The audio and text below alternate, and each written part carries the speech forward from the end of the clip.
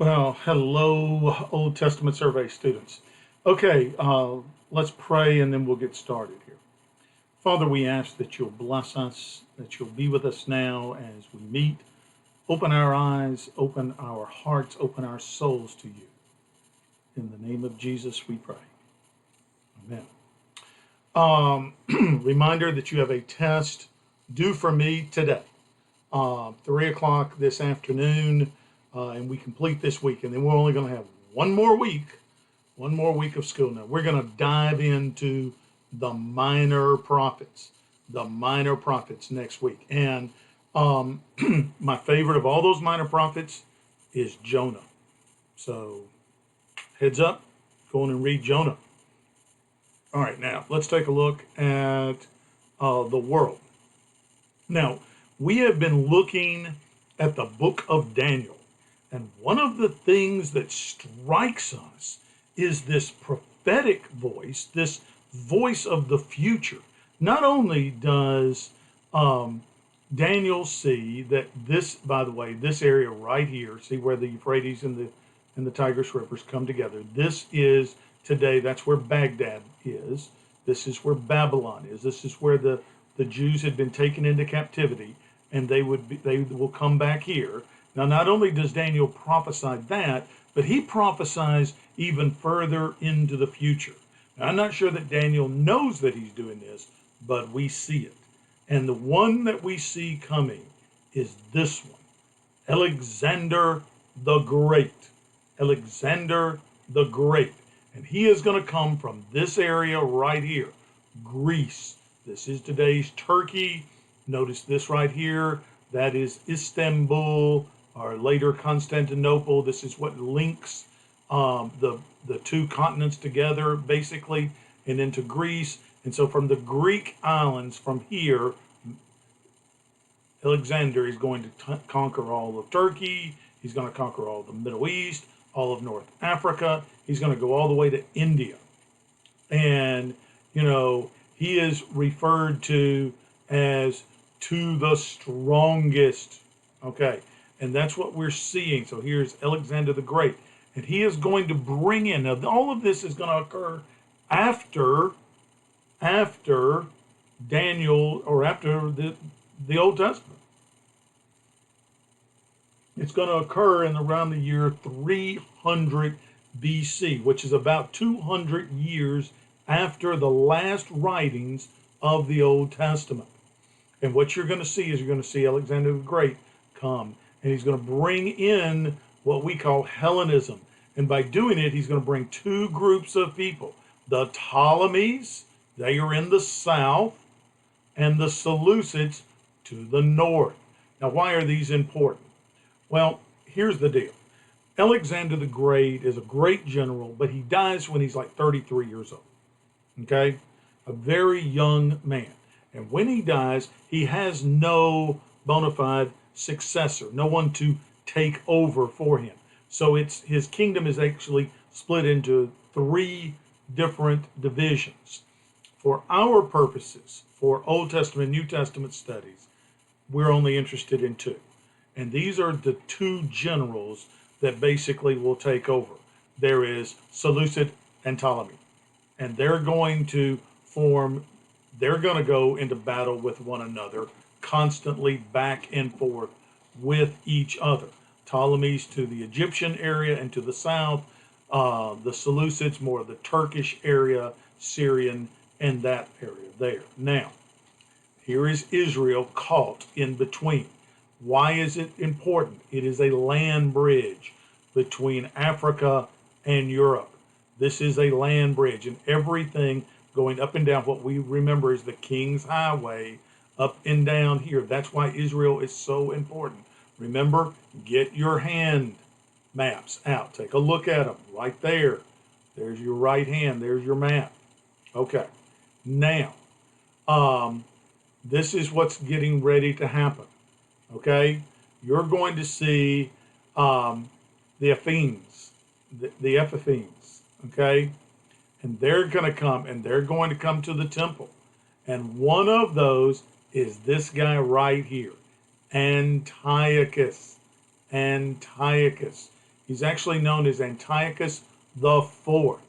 And he comes on the heels of Alexander's generals.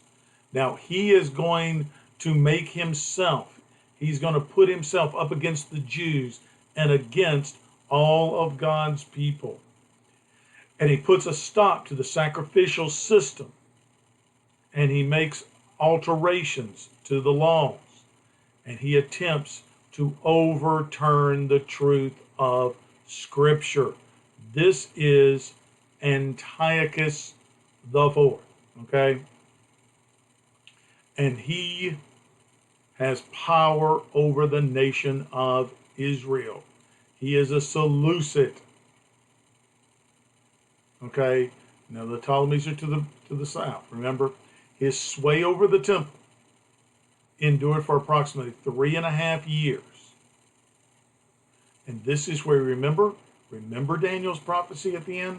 Those 2,300 mornings and evening. That's about a 3.5 year period of time.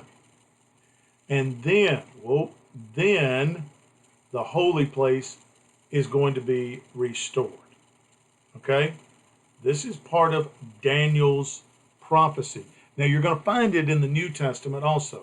You're going to find it in places where Jesus is talking about end times. He's being asked by his disciples end times. And there's always this, and you find it in Matthew and you find it in Mark. And it's a very obscure little passage, and some of you may have read it, because when you read it, it says Jesus is talking about, wars and rumors of wars and things that occur. And then he's going to say, and then the desolation of, the abomination of desolation will occur. And then there's a little paragraph, or not a paragraph, but a parentheses, closed parentheses, and inside it says, let the reader understand. And you're going, I don't have a clue what the abomination of desolation is, but that doesn't sound good. Abomination, that's bad. Desolation, that's bad. So I'm not sure what it is. Well, let me tell you what it is. Antiochus, in this period of time, this Seleucid, this general who has followed on the heels of Alexander, basically he's Antiochus the Fourth, so there's been 4 of them before him, but, Alexander's now removed, and what he's going to do in the year about 170 BC, is he is actually going to, and he's controlled the temple now for that period of time, those 2,300 days, mornings and evenings. And what he's going to do is he's actually going to go into the temple, and he is going to go to the place of the holies of holies, and he is going to slaughter and sacrifice a pig, which is an abomination of desolation. That's what we're talking about. Now, Jewish understanding was there. It came through Midrash, it came through the teachings, it came through the experience of Hanukkah. However, that is not in the Old Testament, except Daniel prophesying about it. Daniel will prophesy that these events will occur. And that's what we're talking about, is the abomination of desolation under Antiochus. Now, this is the temple.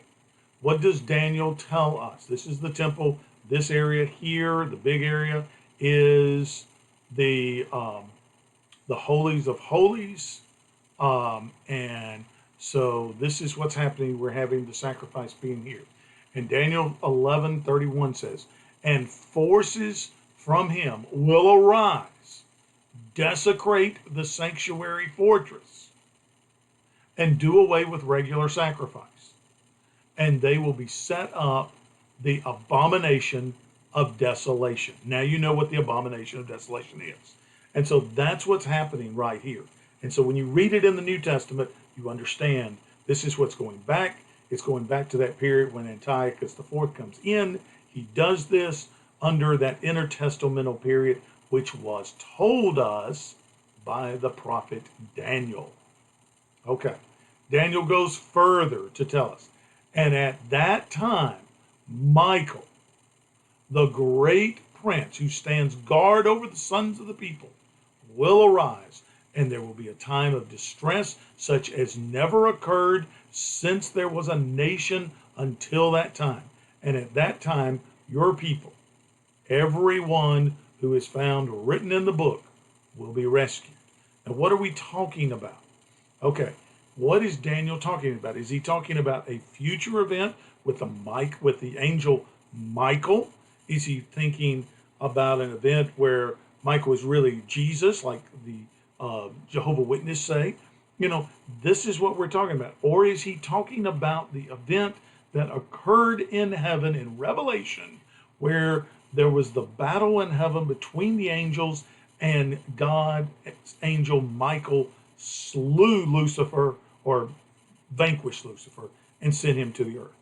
This is what we're dealing with. Very confusing part of the book of Daniel. Daniel goes on, and many of those who sleep in the dust of the ground will awake, these to everlasting life, but the others to disgrace and everlasting contempt. There is a time of distress. Daniel is speaking about Judgment Day. He is speaking about the second coming. He's talking about when Christ judges the world, and there will be that time of distress, an abomination of desolation brought by Antiochus. Okay? Epiphanes. Antiochus Epiphanes the fourth, Antiochus the fourth, in 168 BC. That's what occurred. And the destruction of the temple then now is brought by Titus. Okay, that's the Roman general, in 70 AD. So we are talking about a period difference here. So we have the abomination of desolation, and at the end of the abomination of desolation, what occurs is there's a cleansing. There's a cleansing. Antiochus is thrown out. We have the celebration of Hanukkah, because we have Judas Maccabee and those that came to the rescue, and there's a period of cleansing. The Romans come in at 60 BC under Pompey, and then in 70 under Titus, they are going to destroy the temple. 70 AD, the temple is destroyed. Okay. And then final judgment. So Daniel says, but as for you, Daniel, conceal these words and seal up the book until the end of time. Many will go back and forth, and knowledge will increase. And so what are we seeing? Okay, that's the end of that course. Okay. So what are we dealing with? We're dealing with Daniel has these wonderful stories. You've got the fiery furnace. You've got the lion's den. You've got the handwriting on the wall. These wonderful stories in Daniel, which I love. But you also have this prophetic voice that speaks to the future of events that will occur. And not only the reconciliation of Judah, which will go back and will rebuild the temple in Jerusalem. Remember, when Daniel's writing, there is no temple. It's been destroyed by the Babylonians, by Nebuchadnezzar, but they'll go back and rebuild it. But he's speaking of a time where that temple will be destroyed, where that there'll be a third temple. He's speaking of a time of the abomination of desolation, which are events that will occur, and we know they occur under Antiochus IV. We know that the Romans will come in, and the Greeks. All of that is part. And we put those together, and we begin to have a picture of the grace of God and the beauty of God. Now, we end up this book and the major prophets, and we're going to start Monday on the minor prophets. Be safe, do well on the test. I'll see you on Monday.